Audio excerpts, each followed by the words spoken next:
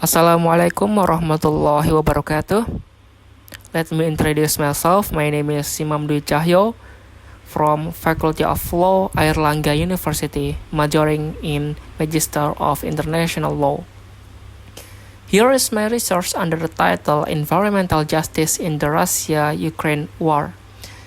International humanitarian law that applies in armed conflict just to prioritize the human interest.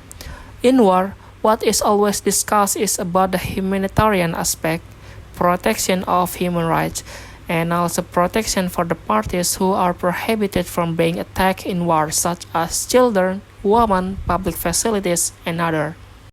However, sometimes environmental aspects are give very little attention in the condition of war, as in the case of Russia-Ukraine war, where a lot of news only cover the humanitarian aspect. The aspect of the environmental damage was very little discussed in the public. In fact, it was almost not discussed in public at all. This development implied the need for environmental protection and emphasized responsibility for the environment damage because of the armed conflict.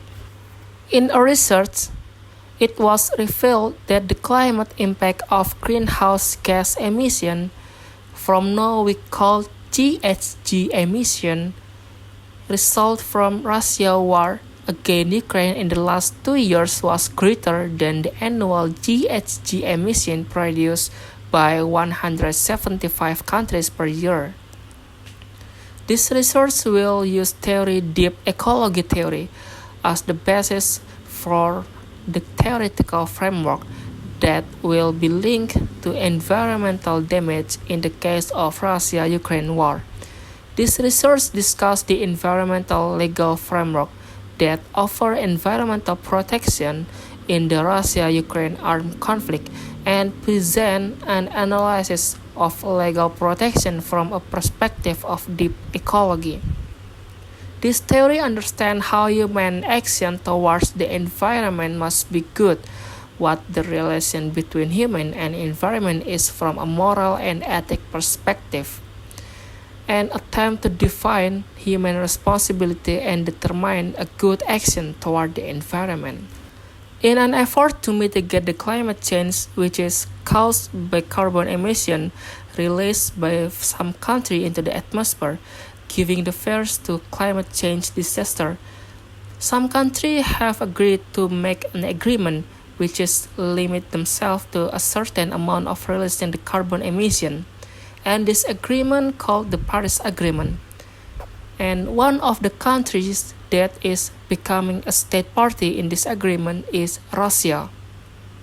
This means that Russia has bound itself to the provision of this agreement, where the agreement is binding for the countries that are becoming the state party in this agreement.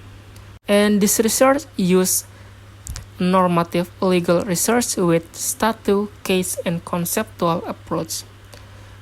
And the result of this research is that Russia and Ukraine are responsible for the environmental damage and greenhouse emission that they produced during the war, just like Iraq was also responsible for the environmental damage during their war.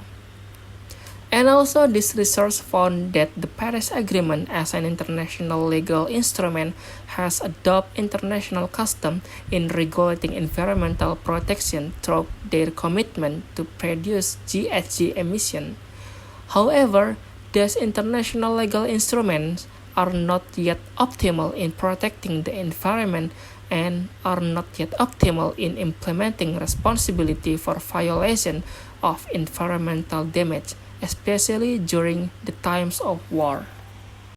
That's all my presentation of my research, and I'm sorry if there are some mistakes during my presentation.